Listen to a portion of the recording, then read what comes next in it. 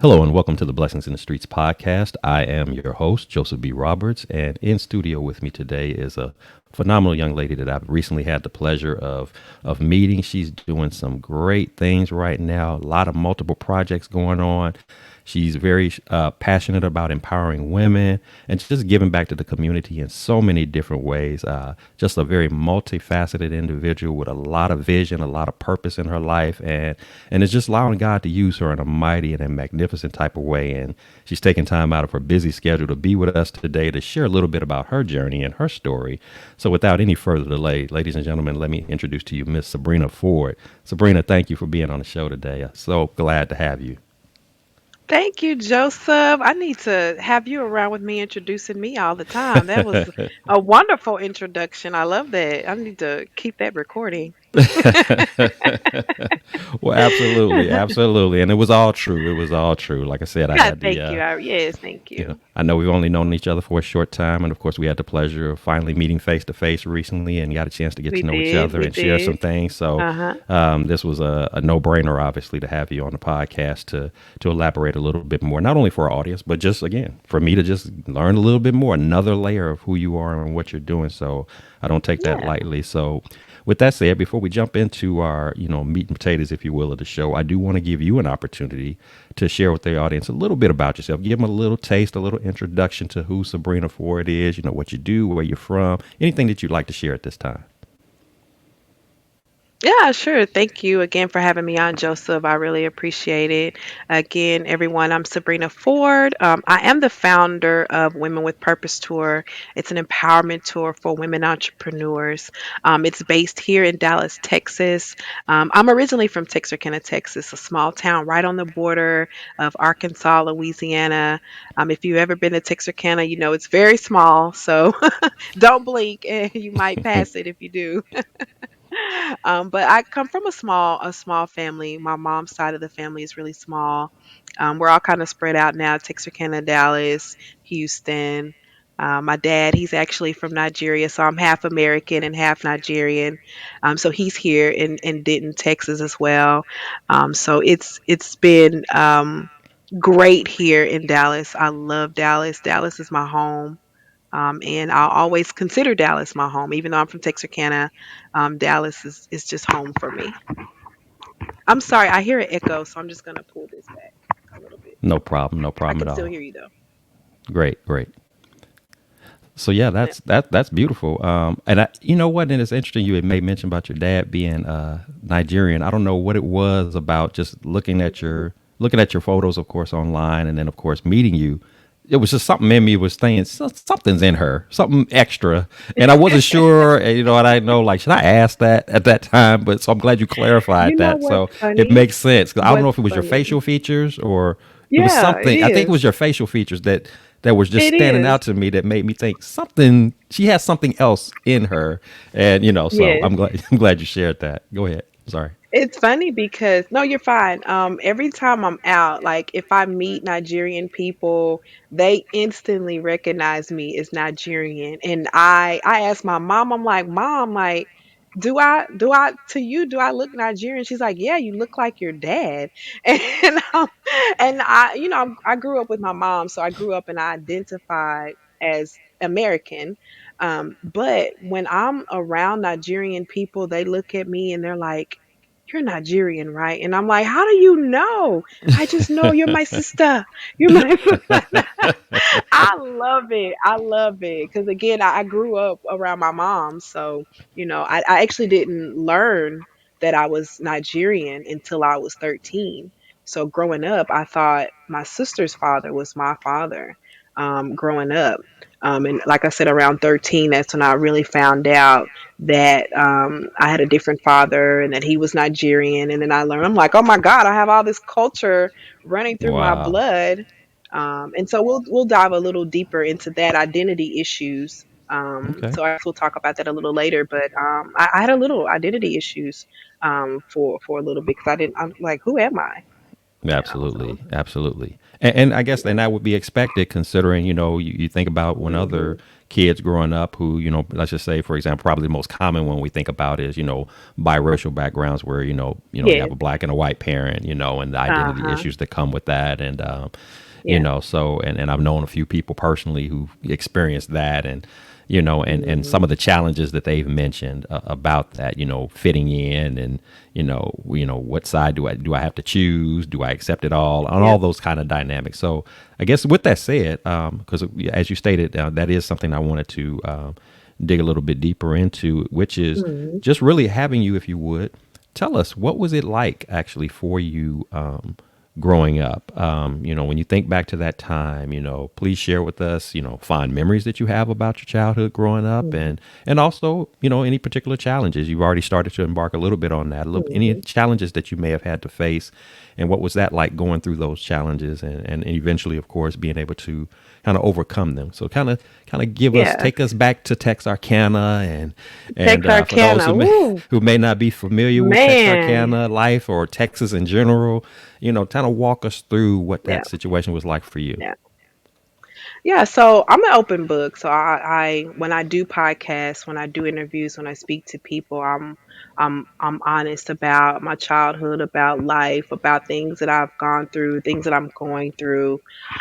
So taking myself back to my childhood, um, I had an okay childhood. I won't complain too much about things because they're in the past. I've had time to talk to some of the people that may have hurt me in my childhood.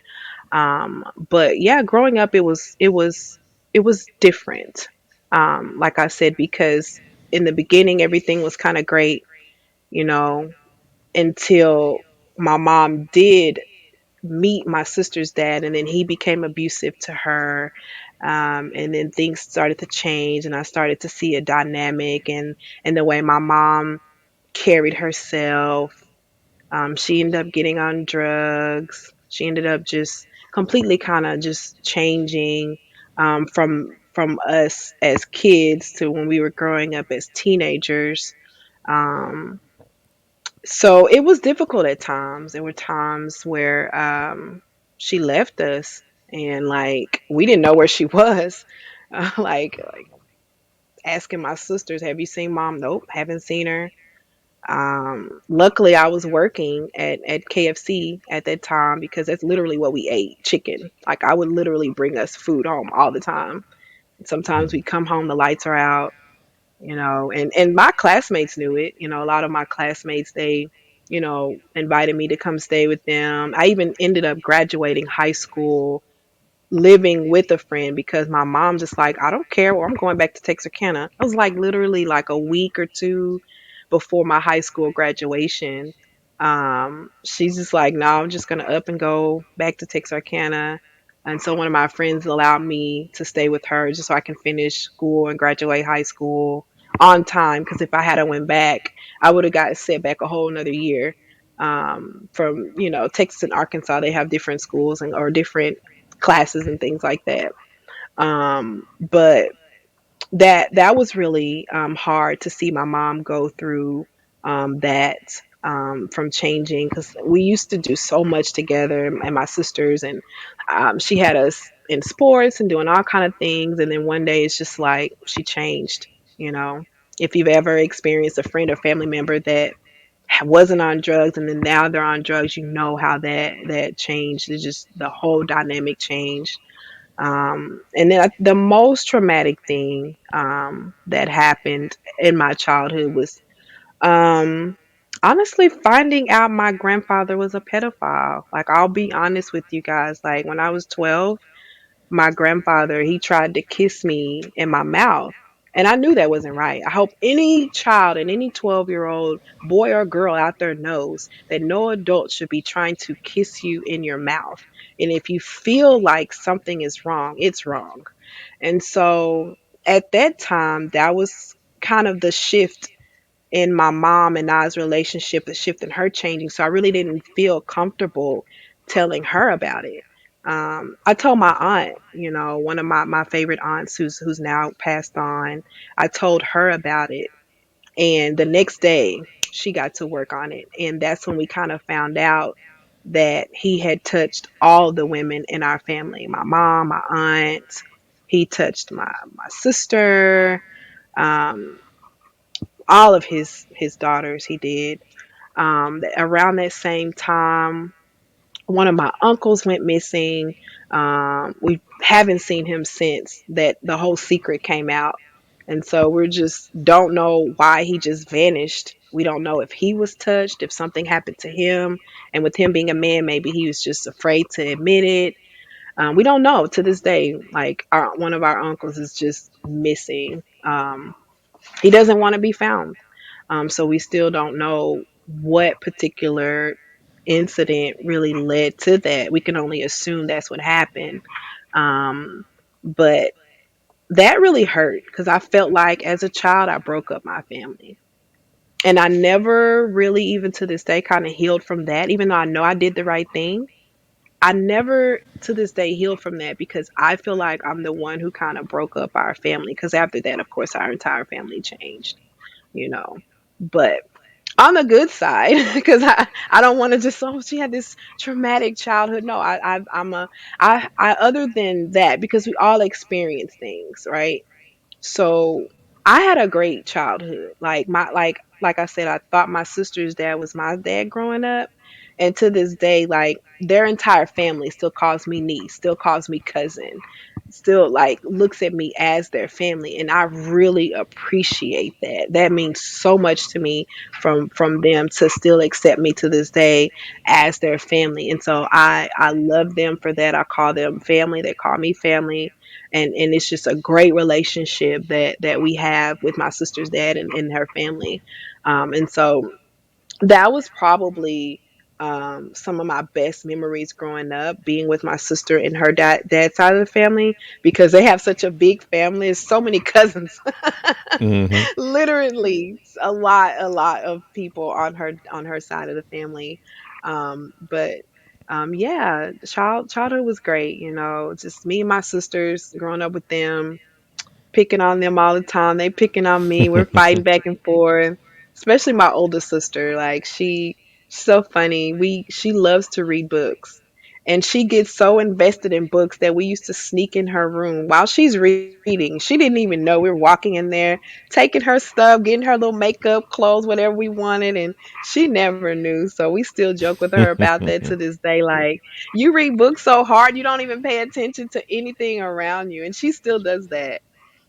So yeah, but Wow. it's been a journey. I myself actually around 18, I started hanging out with the wrong people.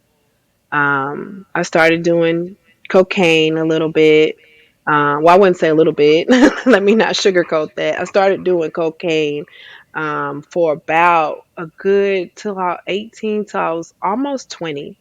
If I hadn't have moved here to Dallas, I probably would be in Texarkana on drugs. Just like not just like my mom, she's bettering herself, but I would have fell down that path, exactly down that path, because I was going down it, like straight down that path. But I recognized that I didn't like myself. I didn't like the person that I was becoming, the adult that I was growing into. And so I did a cold turkey stop. I moved here to Dallas. I've never touched that stuff since I was 18. And it's been great. I'll never go that route. And I thank God that I had that awakening when I had that awakening, because if I hadn't, like I said, I would not be sitting here with this woman with purple shirt on, talking to you, doing everything that I'm doing now, because I would have ruined my life. So, Wow. and I don't Wow. think I've shared that. That's probably the first, maybe second time I've shared that, because it's time really to open up about everything, because I am on this journey, and I do want to empower, and I am empowering more people as I grow. And so I think the more vulnerable you are to people and they see that you've come through it, I think that is what really helps people and motivates people, because like you said right before we jumped on, we don't know who this podcast is going to touch.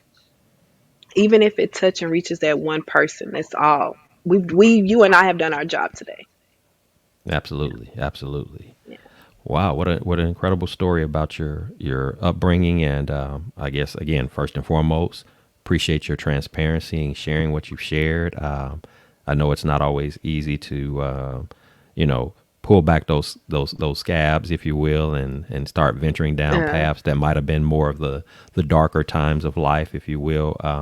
And again, that doesn't mean that your whole childhood was a bust or anything like that. I mean, it's again, these are all no, experiences no. that are a part of the Hmm. journey, and some of those experiences are going to Right. include some challenging times.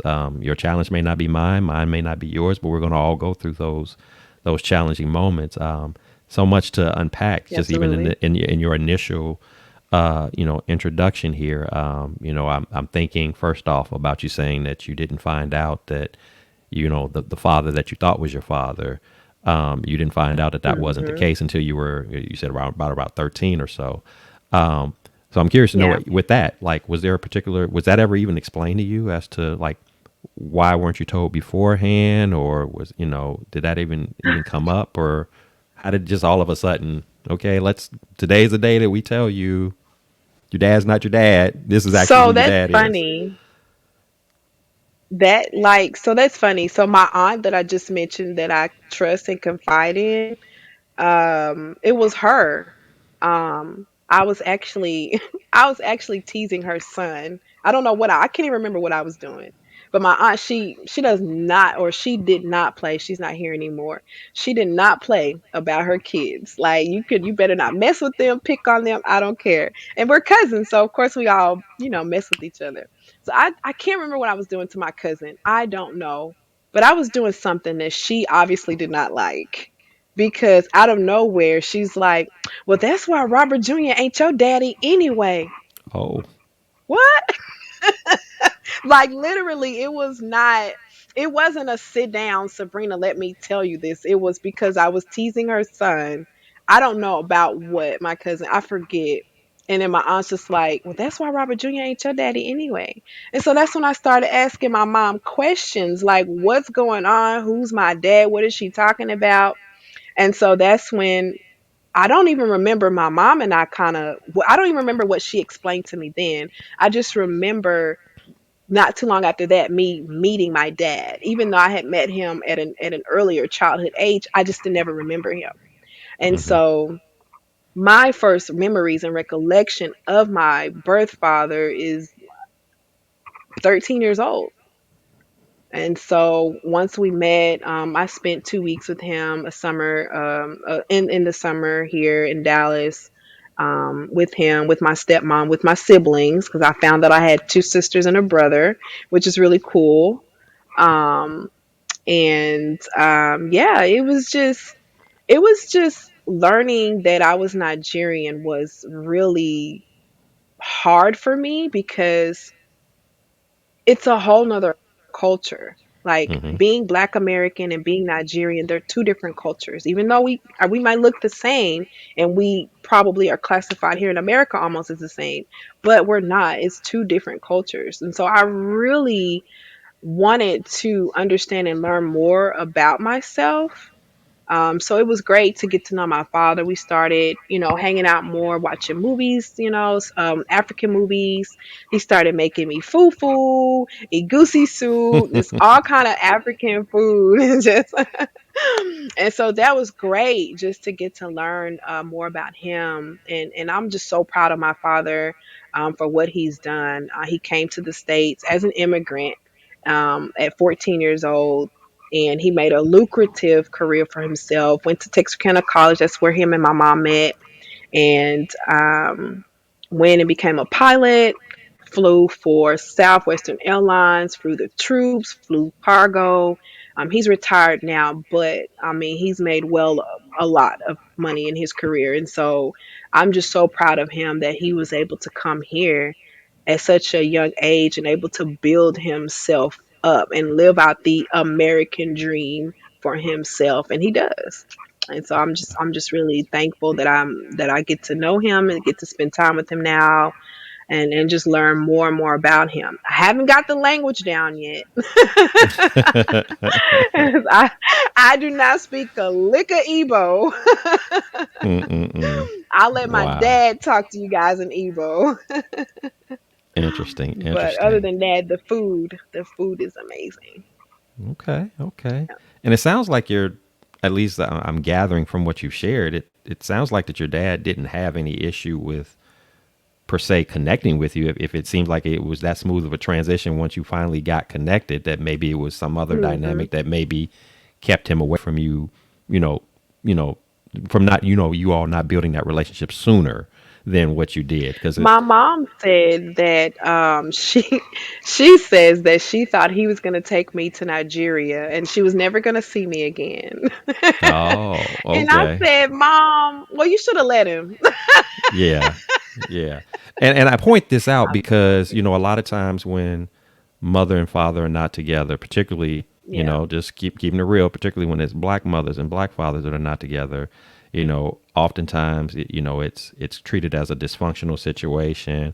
Oftentimes it's a Yeah. scenario where if the That's dad true. is not involved, particularly that black father is not involved, that, it means that he's, neglecting his children. He wants no parts. He's just forgetting about them. And like I said, I'm sure again, there are certain circumstances that come about that may cause these type of things, but it's clear just from as you've described him in terms of what your relationship has been like once you finally had a chance to do that, and then just looking at his, as you shared, his accomplishments. He's clearly not somebody that's a Hmm. quote unquote deadbeat Right. father or anything. No. He's No, I established, he's tell my successful, mom he's all doing the things, time. he's so it's like this is a sounds like a very intelligent, sound grounded, sound minded Yes. brother, who just happened to have a child with a woman that the things didn't work out between he and that woman. And, life happens, those things do happen, unfortunately, but it wasn't that it doesn't appear, at least on the surface, that he was not wanting to have that connection with you, that perhaps again, No. barriers were in place, whether it was the fear of taking you away or Hmm. whether it's, or even if it was just the challenges of what your mom was dealing with at the time with, addiction and things of that nature. So it could have been a variety of different things. We could always speculate on Yeah. that, but it's good to know, I guess, overall, I'm glad to know that you were able to, better late than never, make the connection, build the relationship, and have a good rapport between you and your father, as well as, of course, as Yeah. you stated, with your stepdad and your siblings and all that good stuff. So you still had that family connection. So that's always good Yeah. stuff. And then Hmm. and of course, you're sharing about the challenges of, well, one, the challenges of finding out about your grandfather and the guilt that you felt in sharing that. And I want to bring that up because you're not alone in that regard, where Yeah. you have kids in particular who may go through something that is clearly inappropriate, for a child to Hmm. have to experience, but then that fear of, I don't want to hurt anybody. I don't want anybody to get in Yeah. trouble, even though I know that what this is, I either know it's wrong or I just know it doesn't feel right. Something's Yeah. up with it that doesn't feel natural and normal.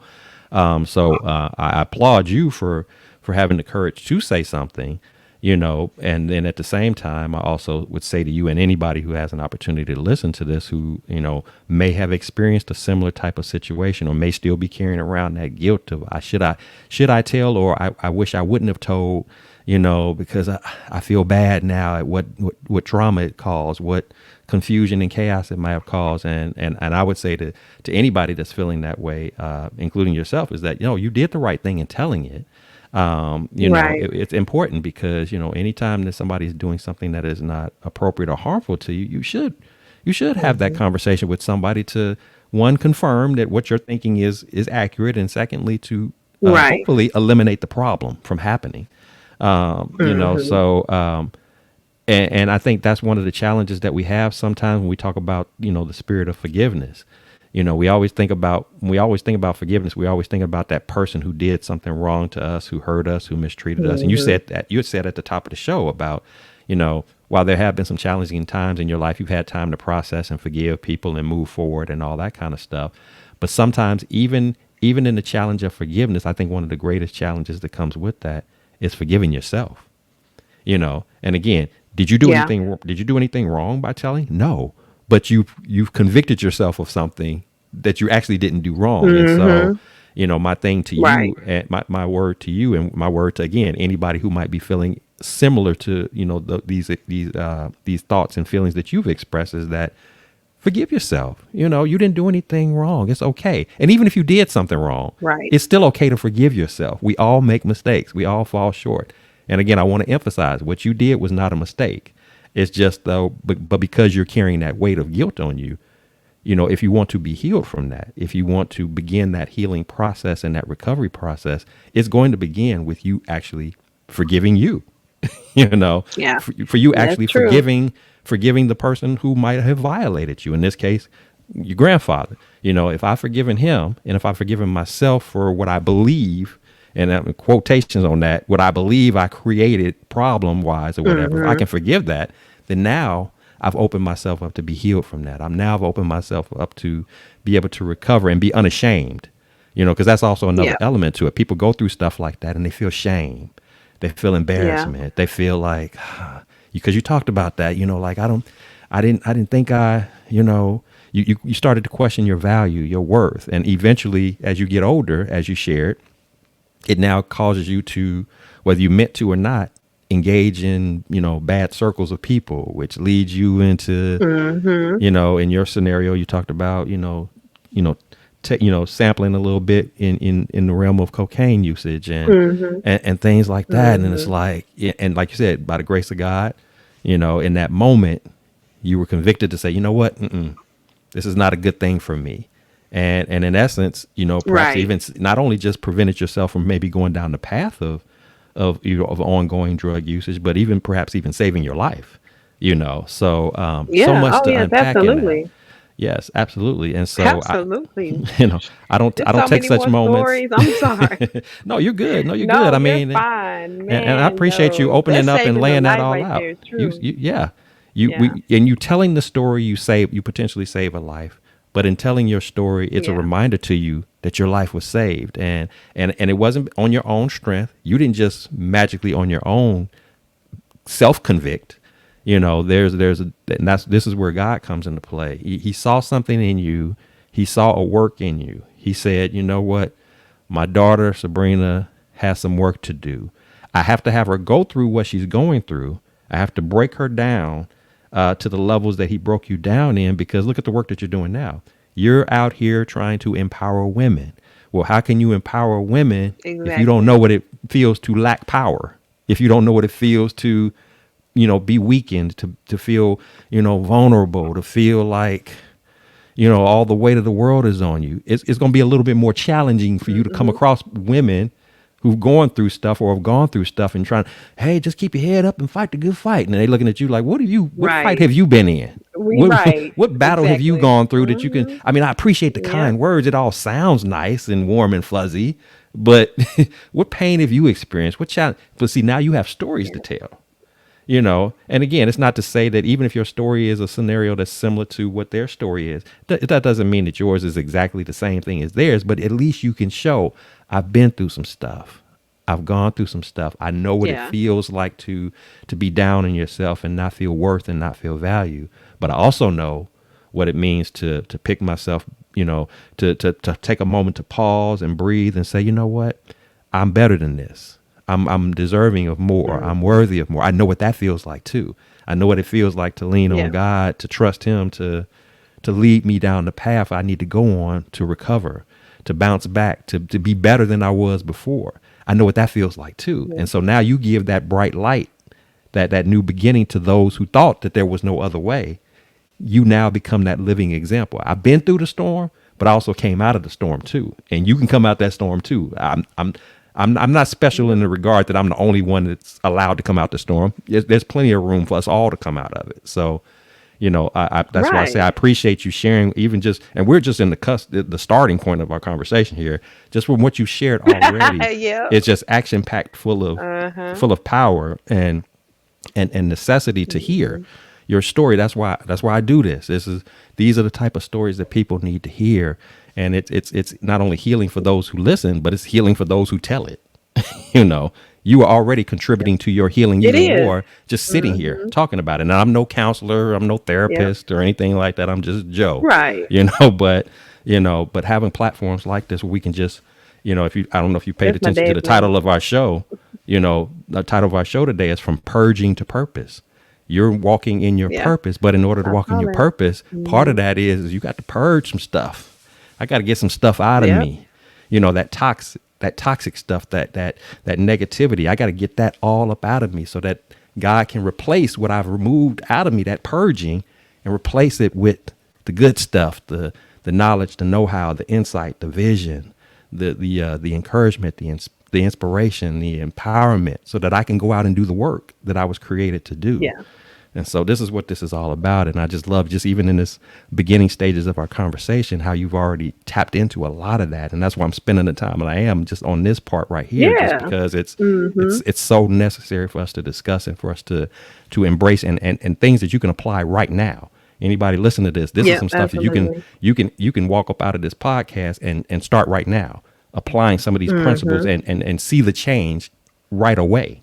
Yep. So that good stuff, good stuff. So as we continue to talk about the journey, again, we have to hit the beginnings like we just did to sort of set the foundational basis of what the journey experience is like, and Hmm. the one thing that you learn about a journey, about approaching that purpose in life, about approaching that vision in life, is that somewhere along the path, there are going to be some things, and you've mentioned a couple of them, but there are going to be some things that hit different.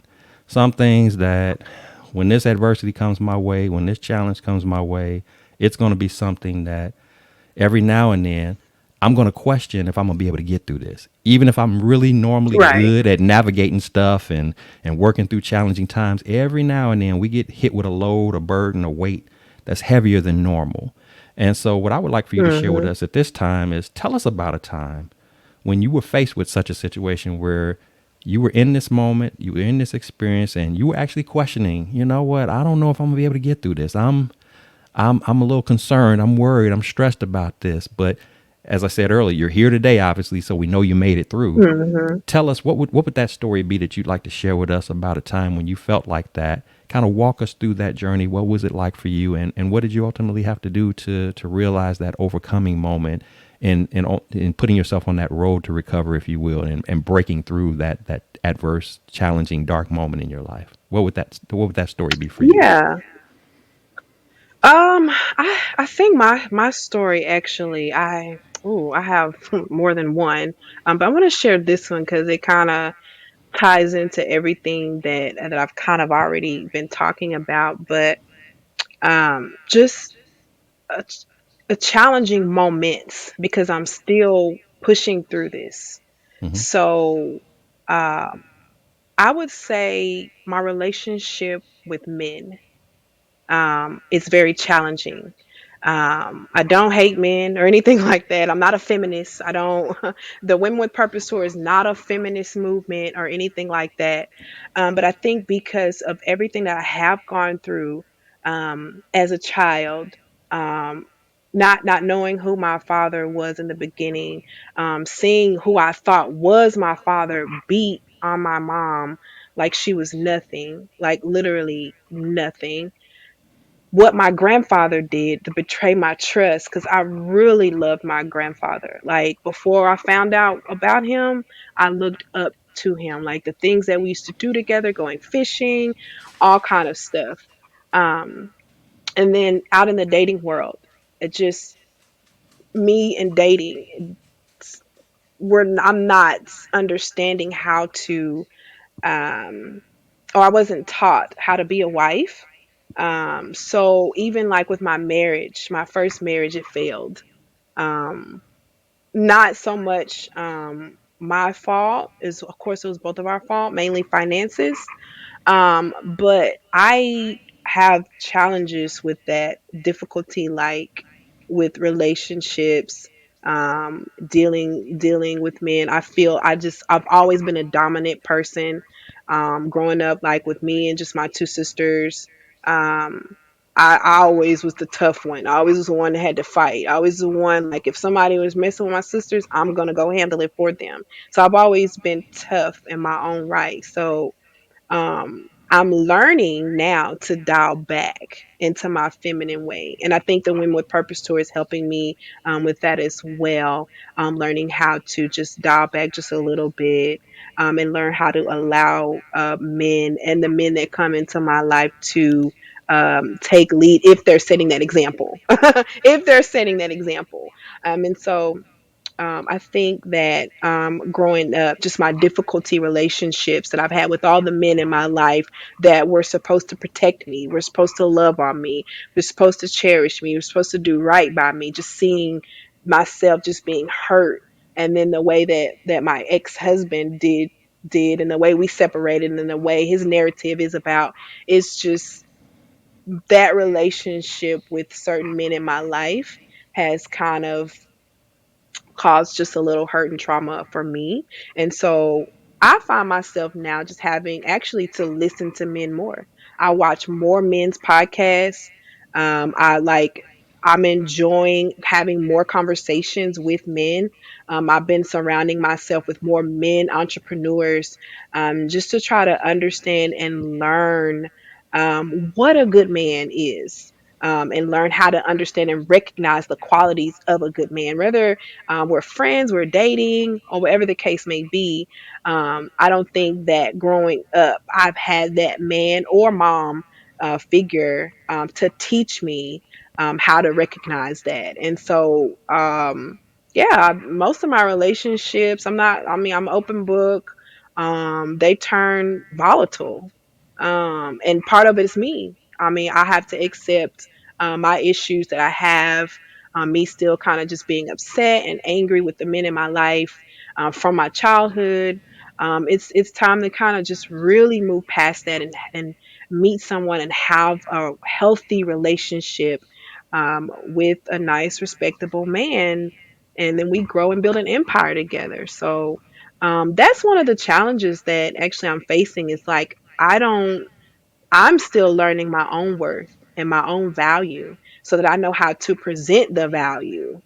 Because if you don't know the value you have and that you carry, you don't even know how to present it to the world. Hmm. And definitely, if I want to be married again and in a healthy marriage where we're stable mentally, financially, health, everything, that's just some things I'm gonna just have to continue to work on.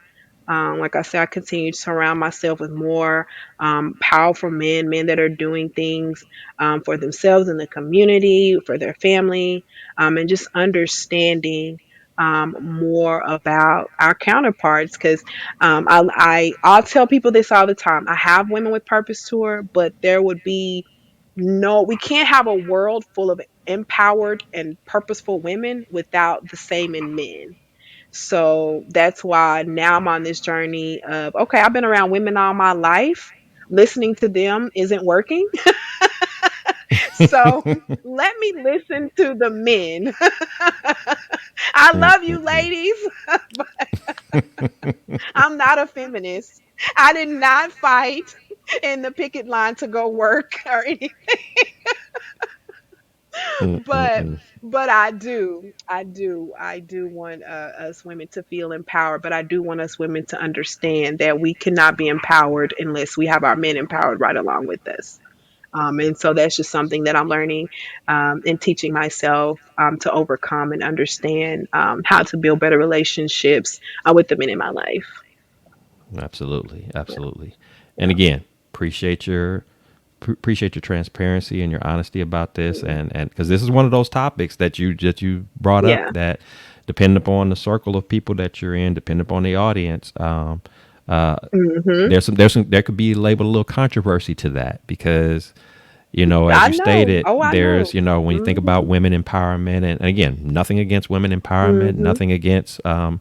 recognizing and acknowledging that women are capable of doing um, all types of things, whether it be career Right. wise, creating Hmm. businesses and entrepreneurship ventures, and and just, I mean, there would be no, and as a man I can say that, I mean, there would be no world if it weren't for the powerful women that are in it, to the Hmm. contributions that you Absolutely. make, the just the whole insight and the perspective. If we were a world of just men, we would be a hot mess, and so I love the way that you spoke of about you're driving home a point that, again, depending upon who you're talking to, is a point of contention, that we have to break this mindset of,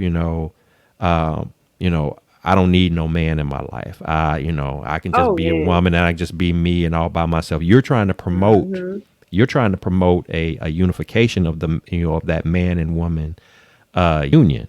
And that's not to say that Mhm. every single person is supposed to be married. There are some people Right. who, because Yeah. of their gifted assignments in life that God has created them to be, some people, God has created a work in them that requires, in order for that work to be done, that they do it as a single person. But generally speaking, Mhm. the general thought process of it all, and this is from a biblical standpoint, is that we were not created to be alone, and the expectation is for us to, as men and women, to connect and pair up with one another, to do life together. Right. That it's not about Mhm. me against you, you against me.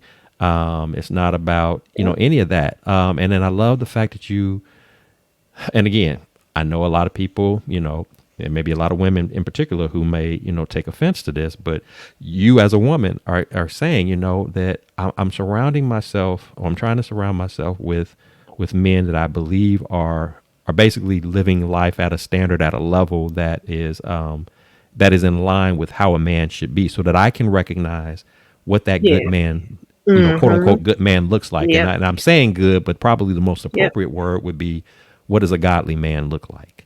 Is he a leader? Mhm. Is he one who's an accountable person? Is he a man of integrity? Is he a man of class and excellence and standards? Now, you notice I'm not saying, is he a man that has a whole bunch of money? Is he a man that has a fancy house and a fancy Right. car? Mhm. Is he a man that makes, Mhm. six, Yep. 7, 8 figures? Not to say that that's not good to have, but if that's what you're starting with, Right. or you're creating this list of what that man is supposed to look like, and he doesn't, he's practically doesn't exist in that regard. You can't be surprised when you're out here, by yourself, because you've set a standard that just may not actually exist. You're looking for perfection, and it's not so Yeah. much about a man being perfect or a woman being perfect, but you can be perfect together by giving 100% of both of yourselves, Mhm. and teaming up, as a union. But again, going back to the biblical standing of it, is that, when you think about a marriage, the man is supposed to be the head of the family. And I like how you specify, Mhm. you basically saying, I don't have a problem being led, as long as he's, leading in an order, in a manner Yes. that he's supposed to be. Yes. And that's Yes. godly. If I'm the head of my house, Mhm. but I seek my direction, from God, who's supposed to be the head over me, then that allows, and I know this is a bad word for a lot of, people, when we talking about submission, that allows you as a woman to submit to a man, if he is submitting to God, because you know who he's submitting to, then by default that allows you to submit, versus having a man who, unfortunately, in some situations, looks at submission as, I'm the boss and I tell you what to do and you just do it and you my servant, or anything like that, because that's not the spirit of what submission is supposed to That's be not it. about. Right. And that oftentimes gets Mhm. confused in the Yep. dialogue. And and again, so, not nothing against knocking women empowerment and all of that, but Yeah. Yes. but at the same time, life wasn't meant to be done alone, nor was it meant for you to just even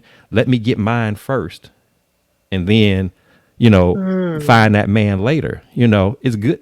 How about you get yours and do that simultaneously with whoever that man is? You both get yours together. You work, And again, as a, I've heard other men say that. Mhm. let's Yep. get it together.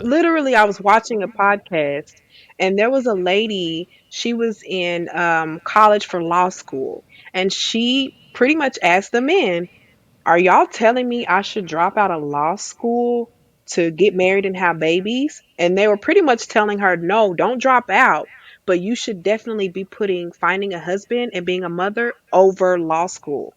And I was kind of taken back by it, but I kind of understood what they were saying. We as women, we're not men. I don't think men are telling us we shouldn't work, or we shouldn't be out here trying to better ourselves and make money to take care of ourselves, because at the end of the day we need money to survive, man or a woman, right? So Hmm.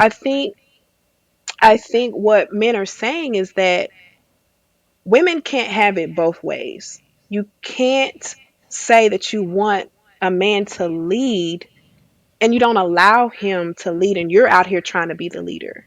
And so I think that that is just that's why I understand what he meant. It's like, no, don't drop out of law school.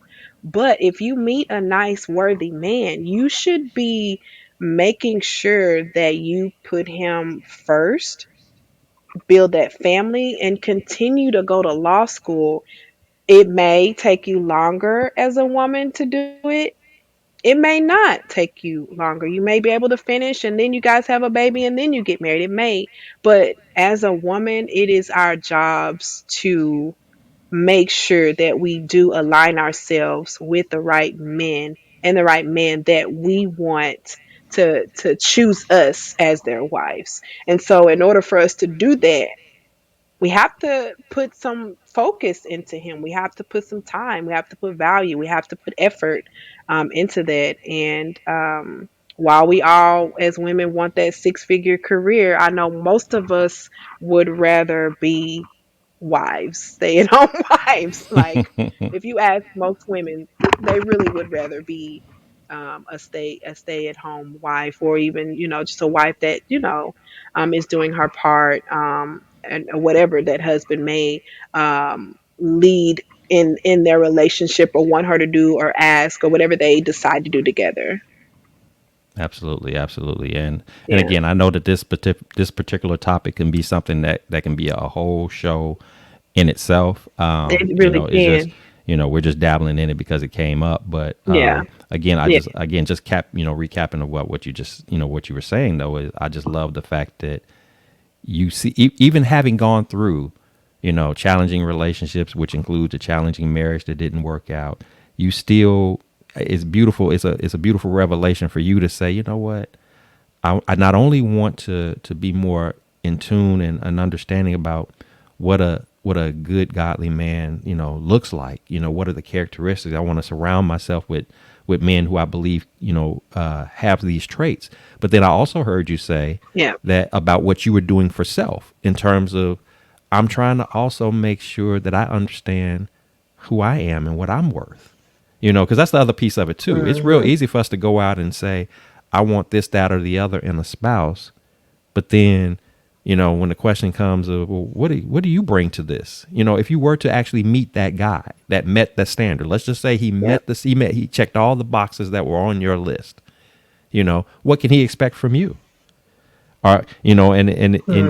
is he able to have a similar list, from you? And would you be able to live up to it? So you can't say I want all this. I want you to be 110%, but I'm really only ready to bring 10% of me to the table, into this relationship. Yeah. Well, is that really fair? Again, Yeah. I've never been a fan when you think about the marriage concept. I've never seen it as a 50-50 thing. I've always seen it as a 100-100 thing. I need the 100% the Yeah. best of you, and you need the 100% the best of me, whatever that is. And Yeah. together, Yeah. we're going to work that thing out. We both come in raggedy. Yeah. We both come in raggedy with baggage and all kind of stuff that comes along with us. So our objective is going to be how do you have two raggedy people together who are fond of one another and make it work? How do I accept you for Make all your something out of flaws? nothing. Yeah, how do I Yeah. accept you for all your flaws and all your imperfections and still love you unconditionally and be your life partner? How do you accept me for all my flaws and Yeah. imperfections and still love me and be my best support? That we trust each other, that we lean on each other, that we tight through the low and difficult times, and we're tight in the high and wonderful times. That's why I used to always say if I were going to be married and also have a lifetime where I would be like rich, I'd rather have met you when I was broke and had Hmm. nothing. So, because I figure if you was down with me when we had nothing, then I would suspect that you'd be down with me when when things blow up, when the opportunities are opening up. I don't So, know. if, I would hope that I don't if you know. was That sounds nice. but That is it sounds nice, but you've there's had a some of the lot of other men. You've had some of the other scenarios There's a though lot where of some men who will leave their wives after they that's bring true, them up but from that's true, nothing. but that's Yeah, true. But again, yeah, that goes back to. But if you in talking about that particular topic, that goes right back to what was that man like when you met him? You know, and I'm not saying what was he there like you in go. terms of was he cute? Did he drive a nice car? Yeah, Did he? exactly. No. What was Uh-huh. his character like? What was because those type of things speak volumes to Mhm. you, regardless of what's in my bank account. You know, if I wasn't a man of Yeah. character and integrity when I was broke, then you shouldn't be surprised that if I got a little money in my pocket, that I might all of a sudden see you as being no longer, valuable to me because now hey, I'm paid now. I don't need you. You know, I needed you when I ain't had nothing because Yeah. you was no. You know, if my integrity should never waver, my character should never waver. If that's who you met, that's who you should pretty much be able to rely upon. Unless I was faking it to you, you should be able to rely upon that and and hold firm to that from the beginning to the end. Again, whether we're rich and blowing up Mhm. with tons of zeros at the end of our bank accounts, or if we sitting here splitting a Mhm. sandwich in half, and sharing a drink, to make it through the Yep. day. It shouldn't waver either way. So again, I know again that's a conversation for another day, but I just love your perspective on that, and it again it speaks volumes to even again what you're the work that you're doing now about empowering because you're not just trying to empower women in the sense of hey women get out there get yours and just do you. You're also trying to tap into the mental approach, the emotional approach, the physical approach, and even the spiritual approach. You're trying to be full circle with the empowerment, and I think that's key. It no more than it would be key for a man. Full circle. I've been a Yeah. part of men's events and have these conversations. It's the same thing. We all have to be the whole. We have to meet all the parts. All the standards have to be in place, and we have to be delving into that accordingly. So with that said, when you find yourself in challenging situations, again, whether it's something really big or it could just be something just small but yet annoying, it's on my plate today. I got a problem. I got a situation. If you would share with us, what do you like to do? What tends to work for you when you're facing adversity? What's kind of the process that you like to go through that just sort of helps you process it and be in the right mind and in the right space to be able to properly work through it? Kind of share with us a little bit as to what you like to do and what works for you. Two words. Slow down. When things just start getting hectic, I literally have to find myself telling myself, Sabrina, stop, slow down, and like take a seat and just process, right? Because that's the first thing. If you aren't processing what's going on, you won't be able to make a sound decision on what to do to correct or rectify whatever adversity that you're going through, right? And so that's what I do. I will sit down and I will start thinking and I will give myself that moment to just process everything that's going on. And then from there, it's just a matter of, well, what can I do to nip at it? Because it's not you're not gonna no adversity is gonna be fixed overnight. It's gonna take little nipping at it.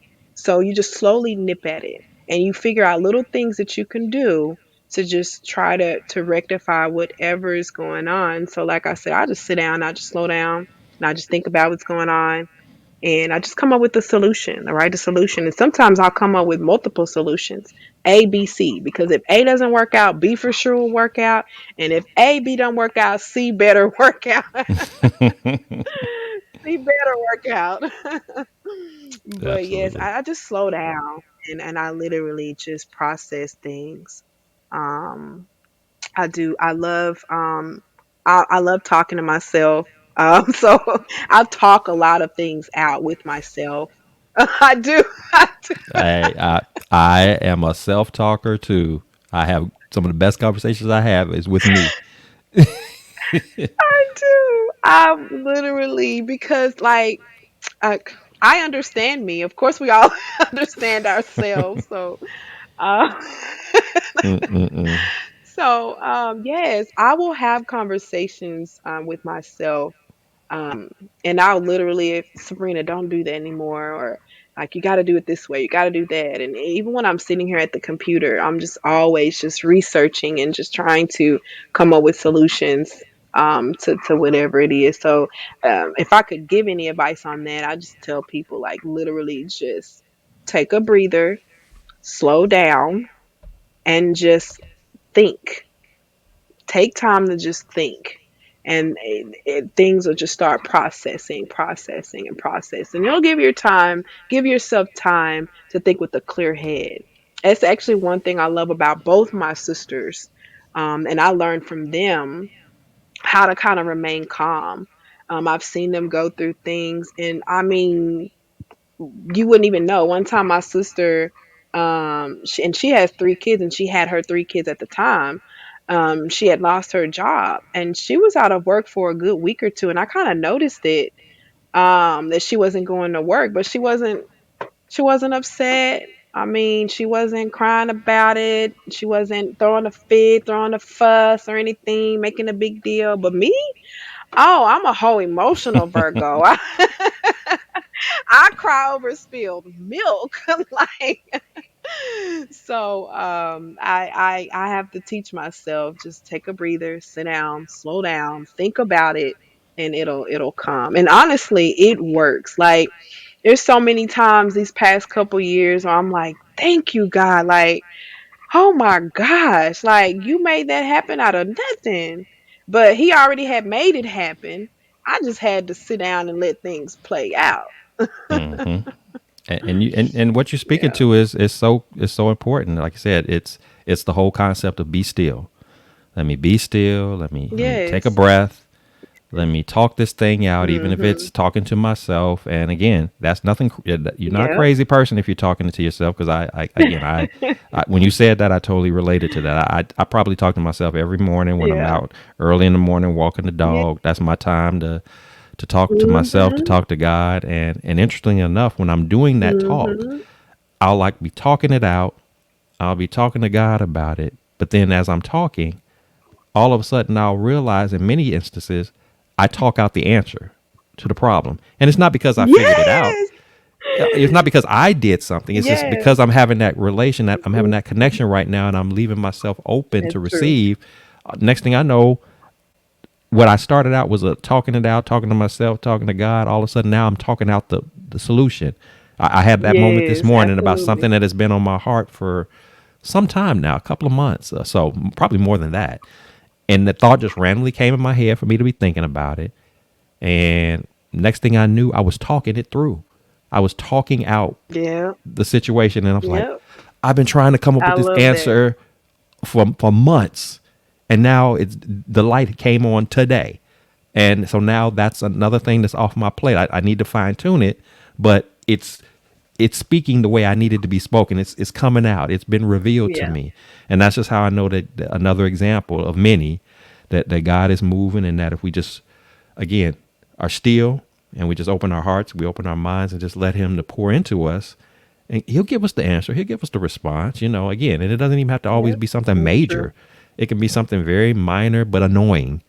That I just need to get this out of the way. So it Uh-huh. doesn't Yep. disrupt my flow of the day. And of course, like I said, because I follow you on social media, I've had the privilege of being able to see moments like what you just spoke of about where you shared, "Hey, I'm going through XYZ," and then the next thing I know, in a couple of days or so, you're sharing the breakthrough of XYZ. Look at this, Yeah. what's Yeah. happening. I was worried about this, or this has been on my heart, on my mind. Look what's opened up here. Look what's happening there. Whether Mhm. it's related to your tour, whether it's related to your personal life, or whatever. I've seen you bring out multiple examples of that. So again, those are all testimonies of the very thing that we're talking about right here, about what you do and why Mhm. what you do, your process is so key and so valuable. Again, we all have our way of processing, but yours is just a very good example of something that, if for somebody who doesn't have a process, you might want to try that. Yeah. The be still, Yes, definitely. to talk it out. Mhm. Even if it's with you, talk it out and just Yep. and again, let it work itself through. Don't be in a rush to fix it overnight, because there are going to be some things that are Mhm. just not going to get fixed that fast. Some will, And then there's others. It's going to be Absolutely. it's going to be a Mhm. process. It's going to take some time, Yeah. but be okay with that, you Mhm. know. So good stuff, good stuff. So Sabrina, if you had a chance to sit down and speak with the younger version of you, and I know you're not an old woman by any regards, but if you had a chance to speak to that younger Sabrina, the Sabrina who was struggling with identity, the Sabrina who was consistently being let down by men who you thought were supposed to you had respect for, that you felt like they were supposed to be protective of you, love on you, just going through seeing what your mom was going through, and just all of those things bottled up together, and just trying to figure life out.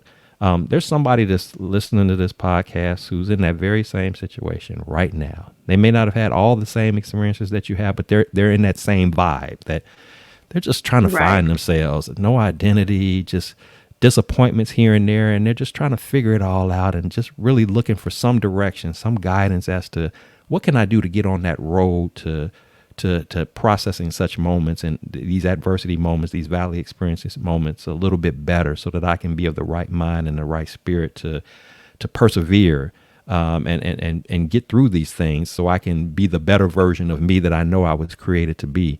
What would those words of wisdom that you would have for somebody in that situation, or like I said, the younger version of you? What would you say?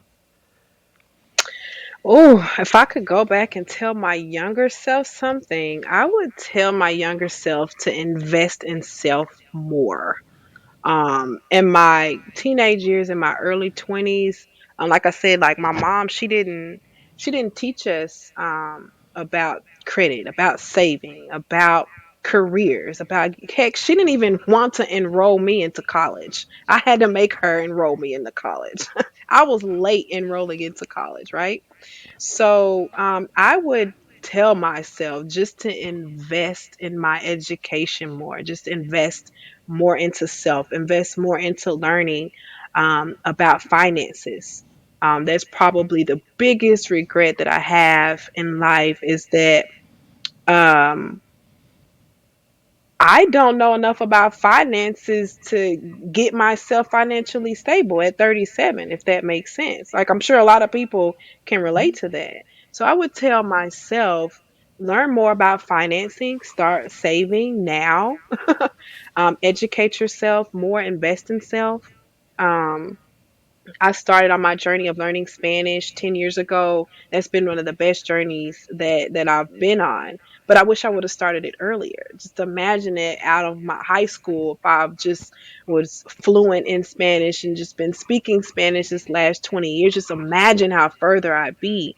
So I would tell myself at 15, hey, look, get your head back in the books. Start studying, start reading more, start learning more, learn new languages, whether it's sign language, Spanish, French, whatever. The more you learn, the more you grow. And so I would just definitely tell my younger self, invest more in yourself, education, fitness, health. I'm tired of trying to lose this weight every year. Every year I'm trying to lose the same 20 pounds and I'm gaining more and more. But invest in health at a young age. Invest in your mental at a young age. Invest in good healthy habits at a young age. And once you get older, you won't have to worry about all of those things because you've developed good habits. You've developed a good mental. You like to read, you like to do these things. I don't like reading, I'll be honest with you. I like researching now. And so I would tell myself that as well. Find a way to work around things maybe you don't like. Like, I hate reading, but I will read an article. I will read anything in Spanish. I will, if you want me to research, I will read all day researching. But give me a book, I'm gonna throw it away. So I would just tell myself just to keep investing. Find different ways of investing in self. Again, go back to the finances, save, save, save. That's probably one of the biggest things I would tell myself is save those coins. All right, all right. And Yeah. and again, I love the emphasis on self development, because, like I said, some of the things that you spoke to, Mhm. as wonderful as I of a person as I would and tell anybody that my mom was to me, particularly like I said, in the area of finances. I didn't get those lessons early enough, because my mom had Yeah. to. Yep.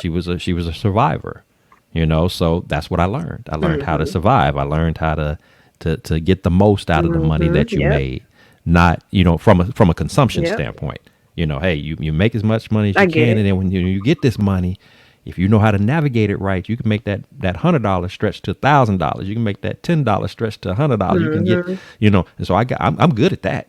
I can spread some money out, But like you said, I wish I would have learned sooner about the importance of Yep. things like investments and savings and Yep. things like that. But it's not Mhm. just a financial thing. Like you stated, it was also just knowledge in general. I mean, I was a good student, so Right. academically there was no problems as far as that. But there were other things that that I could have probably delved into to just further enhance my scope of learning and understanding of a vast amount of different things and approaches and things of that nature that makes you, not so much make you more marketable in the work world, but I'm gonna go deeper than that to Right. make you equipped to be able to do the works that you were created to do. Mhm. Again, we all are born with gifts and talents and skill sets, and ultimately a purpose, a calling on our lives. And so some of us are getting to that calling later than sooner. Some of us are never getting to it, or we're struggling in the early goings of it because of like I said, that pre-work. That had we done some of that pre-work Yep. sooner, we would have been able to walk into this thing sooner and could be doing wonderful and magnificent things. I've heard pastors speak to this, and other other people who I can talk to on that level in terms of godly subject matters. And one of the things that I remember coming up, and I can't even remember who said, I want to say it was pastor, I think it might have been my pastor who said that, was the last thing that I want to do is to leave this world, to stand before God, and for him to say to me, or to say to me, or even show me, this is all the stuff I had for you that you never got a chance to experience because you Mhm. didn't trust in me. You never took the time to seek it out, to find it. It was there waiting for you. You may have even had what you thought was a great life. And then you see the big picture and you go, I could have had all of that. Yeah, all of that. And you left it on the Yep. table. You know, there was the opportunity was there for you to experience this, for you to not only personally, but for you to pour into other people. There are people who didn't benefit from what I put in you because you didn't do your part, to Yeah. again, to invest in self, to be the best version of who you are. And so it does require time. It does require discipline. It does require focus. But once you have that perspective, as what you spoke to, once it's clear that that's what you need to do, the mental, the physical, the emotional, the spiritual, once you realize that, then you need to go all in and do everything that you can to keep those at a high Absolutely. level so that you can be used. You can't empower in the way that you desire to empower. I can't empower in the way that I desire to empower if we're both operating, on empty tanks. If we don't have if we're not well rested, if our minds are not clear, if we're just too distracted and too disoriented, how are we going to be expected to give the best versions of us to the people who need us, to be that for them Yep. when we're not that for ourselves? So everything that you spoke of about Mhm. that self-development piece is so important. And even now, as you were speaking it was blessing me and just reminding me what she's telling is right. And she's not just telling it to the people who listen to this podcast, she's telling it to you too. So, you need to be Yeah. constantly focused on that, Yeah. being the better versions of you. Again, not for self-pleasing purposes, but to do the work that you were created to do. And from Right. that, from Right. that, people will be blessed, and you'll get your blessings too. You'll reap the benefits of the work Mhm. that you do, but the first priority is the work. But you can't do the work if you're not Right. prepared to do it. You can have all the good intentions in the Mhm. world, but good intentions won't mean anything if you can't step up when it's time to step up and give the people what they need. With your gifts, Mhm. with your talents and such. So I'm glad you shared those words of wisdom, because again, whether it's people who are going through that right now at a younger age or whatever, or just folks like us right now in today's time. We need to hear that. So thank you for sharing that. So Yeah. before I let you No, go, you're welcome. I do want to, of course, take an opportunity to celebrate you, to love on you, to affirm you, to to let the world know what is it that Sabrena Ford has in the works right now. So please, if you would, share with our audience any specific activities, projects, upcoming events, or anything that's Sorry, going on in, literally. in your life right now that we need to know about, that we can acknowledge and celebrate, and see how way we can connect with that and be a part of it. Share with us what you got going on. I already know you got some stuff going on, but share with everybody else what you got going on. Okay, so like everybody knows, I'm super excited to share the Women with Purpose tour. It's an empowerment tour for women entrepreneurs. And again, it's not a feminist movement. It's not a men bashing movement or anything like that. It's not even a movement. Let me not say that word.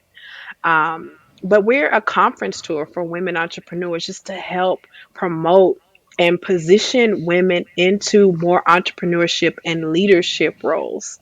That's all we are. We want to teach women how to like you can go after certain roles in your position that you want to.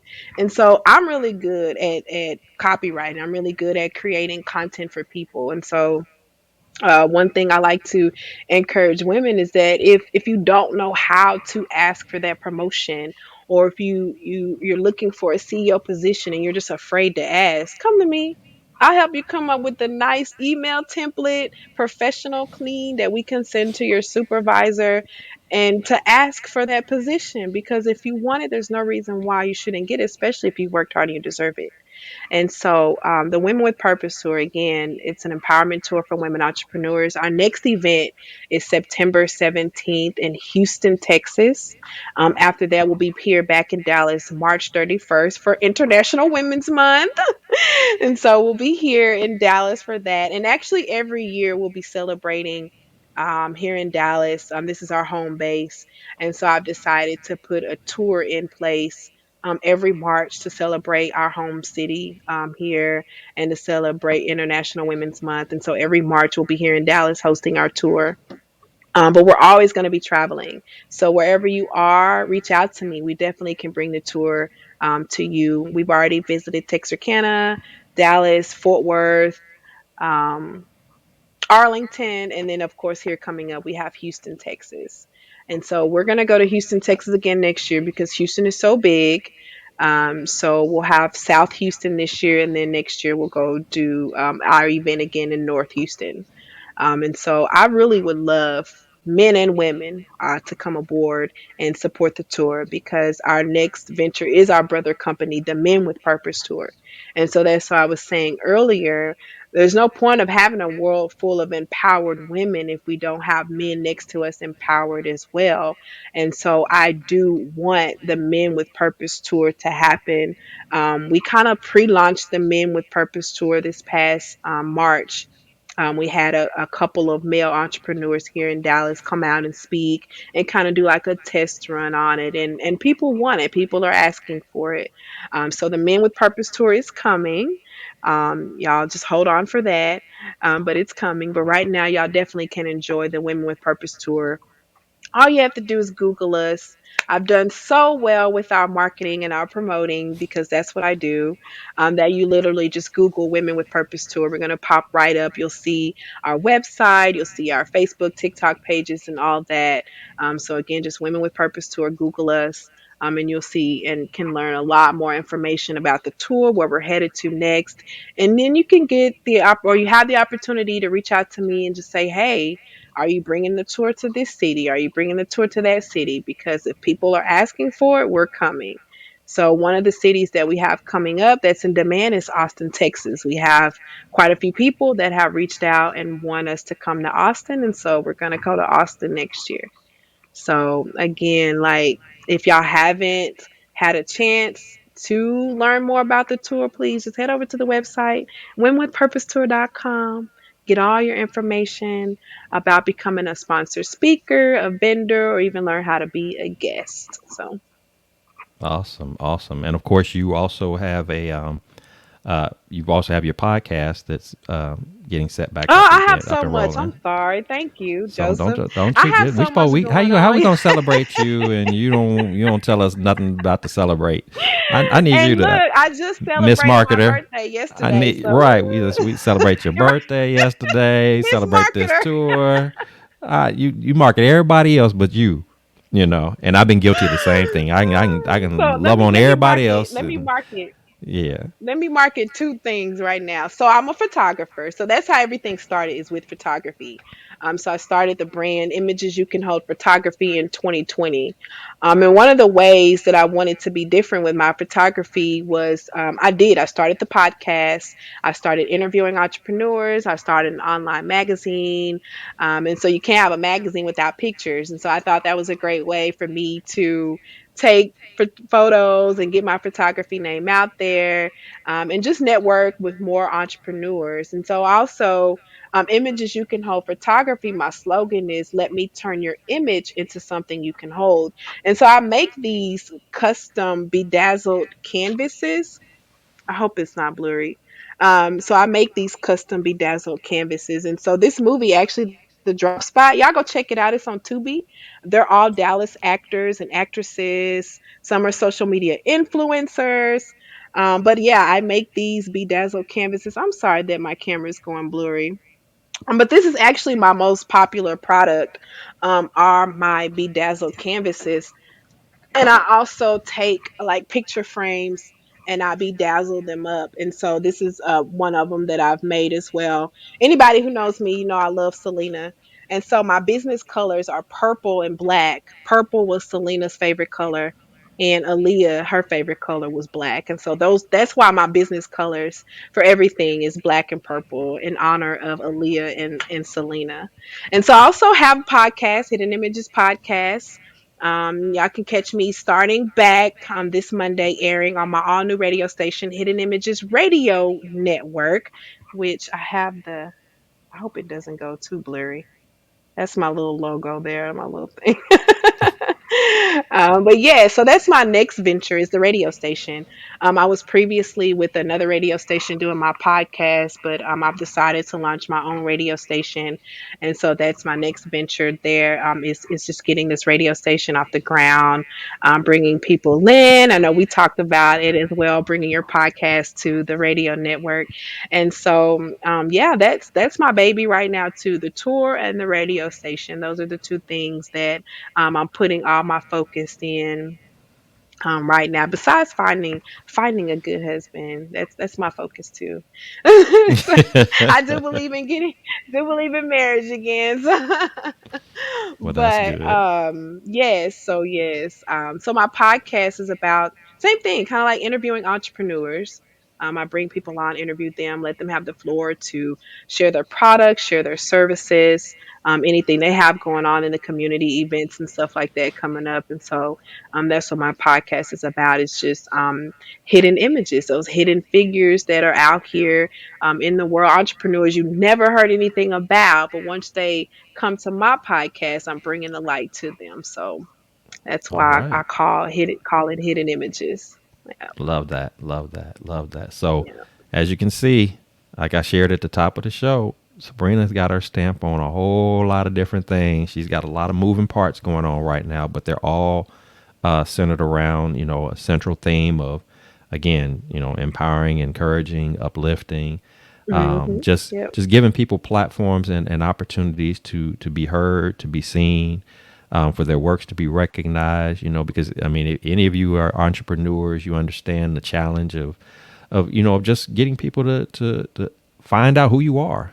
You've put in yeah, that work to create that business venture. You've put in the work to put together that good book or to put together that good project or that podcast or whatever it is that you're doing. And some of the hardest part of it is like I said, getting it out there to people so that they actually know you exist. So when you encounter a person like a Sabrina in your world that's trying to do that and pour into the lives of others in whatever fashion or form she can do so, we don't want to minimize those efforts. So that being said, we thank you for all that you're doing, and of course we celebrate it, we acknowledge it, we speak all of the the successes and the blessings into existence for it, to keep you covered, keep you protected, keep you surrounded by the right people and the right influences, and the in that right circle of men and women Thank who you. believe in your cause, who Hmm. believe in your purpose, and just fully just support you in the most authentic and genuine way. We need more of that.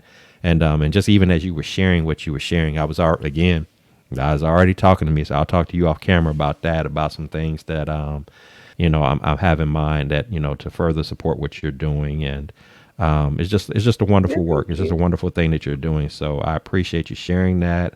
I appreciate, of course, You're again for you welcome. taking time out to be on the podcast today. It has been a wonderful time, and you of course have an open invite to come back at any time to discuss any specifics of things that you're doing, or just to jump on some other conversations, because like I said, Yeah, I even love in our that. time today, we've dabbled into some things that weren't necessarily on the Hmm. topic, but definitely are topic. Yep, That we could yep. easily do on And a completely different show. it's funny that you say that. I'm glad you say that because I have a venture coming up, and one of my friends gave me an idea. We just having a conversation, and she said, because I was trying to come up with a radio name. And Hmm. so she made up something, Sabrina off the table or something. And I was like, no, but that word off the table, you just gave me a business idea because when she said that, because my mind just starts flowing, right? And so I was like, I want to come up with a game show or a TV show or some type of something, game show really, where we have these topics that the people, like the contestants that are talking about it, at the end they decide to leave it on the table or off the table. And so of course, like stuff that we talk about that are important, that just need to be talked about, those are topics that we're going to always leave on the table because it's just so much that we can talk about. But then there's topics, it's like, I'm just tired of hearing about it, let's just leave that off the table, we don't need to talk about that anymore. So Right, right. it's funny that you say that because I mean conversations just fly and then business ideas go and then there you go. But yeah, I actually am starting something that's similar to that. So it's funny you Okay, said that. okay. See, so and again, that's not by accident. I'm not sitting here trying to say that I'm prophetic in any way or anything like that. It's just how God moves. He puts people together for a Yeah. reason. Things come up in conversations for a reason, even if it's off the script of what you were planning on talking about, and it's just His way of revealing and confirming that you're on the right path. You're thinking the right things, and let's continue to build and collaborate Yeah. further on that. That is so important. I was even talking to a gentleman who I've known for some years, and he's got a podcast coming out, and it was one of those same scenarios. I said something and commenting on his uh post this morning, literally, and then he private messaged me, and he was saying it was funny that you said what you said because I was Yeah. just talking about that. And again, I don't take moments like that as bless you. Excuse Listen, me. I don't Thank take you. moments like that as luck. I don't take moments like that as just it was just a coincidence. Don't make Yeah. anything out of it. I, Oh I yeah. make everything God. out of that because those things don't just happen. Mhm. They're divinely connected and incorporated together. So I truly do believe that. Call me crazy, call Yeah. me strange or whatever. I'm good with that. You can call No. me that. Mm-mm. But I don't believe that. I just know how God moves, and nothing that He does is Mhm. off time, and none of it is an accident or a mistake. So good stuff, good stuff. So if for my audience, if you've enjoyed what you've heard today, the content that has been shared with you, the stories that have been shared with you, please do subscribe, please comment, please like, please share with others. Because again, here at the Blessings in the Streets podcast, this is what it's all about: encouraging, uplifting, Yeah. inspiring, sharing our stories with you in the most transparent and most vulnerable Mhm. way to just let you know that one, it's okay, that you're going through what you're going through. It's a part of the journey. And don't knock the journey. Don't wish that things don't happen. They're not on those things that happen to us are not going to always be comfortable. They're not going to always be convenient. They're not going to always be pleasant, but they're all necessary to lead us to the Yep. bigger moment, the bigger picture. We may not even understand it in the moment that we're going through it, but in time, if we're patient, if we are still, if we're not in a hurry and not in a rush, but just staying Yeah. open and ready to receive what God has to share with us, He will reveal to us all of the pieces of it, of everything, and why, and how it all comes together, and how it all makes sense for the bigger purpose that we were created to do and to be and to serve in. So with that said, here at the Blessings in the Streets podcast, this is a place where your story is your glory, where your relationships are relevant, and where your journey is your joy. I am your host, Joseph B. Roberts, and thank you so much for tuning in. And until next time, please take care of yourselves. God bless you. Continue to fight that good fight. Keep persevering. Don't give up. There's so much more in store for you. Just hang in that journey, and just trust and lean into God, and allow him to be your eyes and ears and be the voice of reason. And I promise you, it'll be the best decision that you'll ever make. And you'll see him just open up the windows of not only blessings for you, but more importantly, blessings for other people, just by using the skills and the talents and the gifts that are within you that he created you to be. So take care of yourselves. Until next time, I'll see you then.